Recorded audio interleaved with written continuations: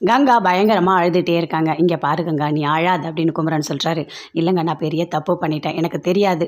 எனக்காக தான் நீங்க இவ்ளோ கஷ்டப்பட்டுருக்கீங்கன்னு எனக்கு தெரியாதுங்க" அப்படின்னு சொல்லிட்டு ரொம்ப ஃபீல் பண்ணி அழுதுட்டுருக்காங்க. "இங்க பாருடி" அப்படின்னு நடிக்காத. என் புள்ளைய எப்படி அசிங்கப்படுத்தினல்ல, மாலை கூட போட மாட்டேன்னு தூக்கி அடிக்கிறியா நீ? எதுக்காக நீ இப்படி பண்ணிட்டுருக்க? இங்க பாருடி, "ஏய் வா வீட்டுக்கு போலாம். இங்க சாப்பிட வேண்டாம்" அப்படின்னு சொல்லிட்டு குமரனோட அம்மா, தங்கச்சி 2 பேருமே சேர்ந்து சொல்றாங்க. "நீங்க எதுக்காக இப்படி பேசிட்டு இருக்கீங்க?" அப்படின்னு சொல்லிட்டு கங்கா சொல்றாங்க. "அப்படி தாண்டி பேசுவேன். அப்படி தான் நான் பேசுவேன். உனக்கு கொஞ்சம் கூட யோசனையே இல்லைல்ல. என் பையனை அசிங்கப்படுத்திட்ட நீ. இப்ப என்ன ஓவரா பண்ணிட்டு இருக்க?" அப்படின்னு கேட்குறாங்க. "ஆமா கங்கா, நீ பேசுனது எல்லாமே தப்பு தான். எவ்வளோ கஷ்டமா இருக்கும் தெரியுமா?" அப்படின்னு சாரதாவும் திட்டுறாங்க. "இங்க பாருங்க, நீங்க கொஞ்சம் முன்னாடியே என்கிட்ட ஒரு வார்த்தை சொல்லியிருக்கலாம்ல. நான் இப்படி யோசிச்சிருக்க மாட்டேன்ல" அப்படின்னு கங்கா சொல்றாங்க. "இங்க பாரு கங்கா, நான் கொஞ்சம் முன்னாடியே உன்கிட்ட சொன்னா கூட, நீ கண்டிப்பா என்ன நீ திட்டியிருப்ப. நீ என்ன தெரியுமா பேசியிருப்ப? 'ஆமா, ஒட்டியானம் வாங்கி தர போறீங்க. அப்படிலாம் ஒண்ணுமே நடக்காது' அப்படின்னு சொல்லியிருப்ப. அதனால தான் நான் உன்கிட்ட சொல்லாம பண்ணேன். புரியுதா?" அப்படின்னு சொல்லிட்டு குமரன் சொல்றாரு.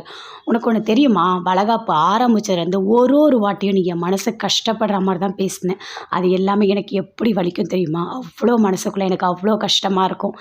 இருந்தாலும் அதை எல்லாமே நான் தாங்கிட்டு இருந்தேன். நீ என்ன எப்பவுமே வந்து பேசுறது எனக்கு அது பெருசா தெரியல. இருந்தாலும் எனக்குள்ள ஒரு வலி இருந்துட்டே தான் இருக்கு. நீ ஆசைப்பட்ட அந்த ஒட்டியானத்த நான் வாங்கி தரணும்னு நெனச்சேன். அதனால தான் நான் இப்படி பண்ணிட்டு இருந்தேன்" அப்படின்னு சொல்றாரு. "சாரிங்க, என்ன மன்னிச்சுடுங்க" அப்படின்னு சொல்லிட்டு கங்கா சொல்றாங்க. "ஆமா, இப்ப மட்டும் இவ மன்னிப்பு கேட்குறா" அப்படின்னு சொல்லிட்டு அவங்க அம்மாக்கும் தங்கச்சிக்கும் பயங்கரமா கோவம் வருது. அப்படியே பயங்கரமா திட்டிட்டு இருக்காங்க. "இங்க பாருடி, இந்த மாரி ஒரு புருஷன் கிடைக்க நீ குடுத்து வச்சிருக்கணும்" அப்படின்னு சொல்லிட்டு. "சரி கங்கா, எனக்கு கொஞ்சம் வேலை இருக்கு. நான் போயிட்டு வரேன்" அப்படின்னு குமரன் சொல்றாரு.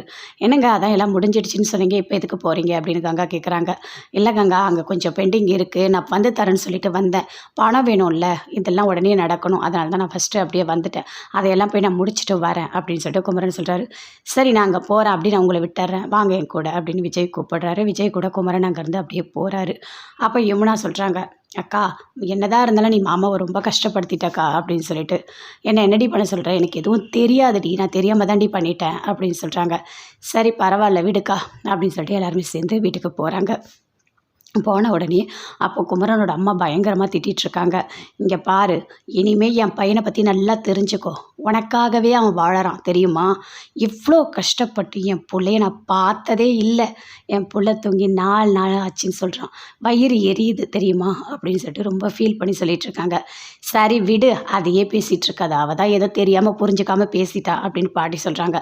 "ஆமாம்மா, எப்பவுமே நீ உன் பேத்திய விட்டு குடுக்கவே மாட்ட தெரியுமா?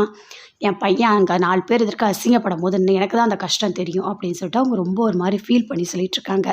அங்கேருந்து விஜய், காவேரி 2 பேருமே சேர்ந்து பேசிட்டுருக்காங்க.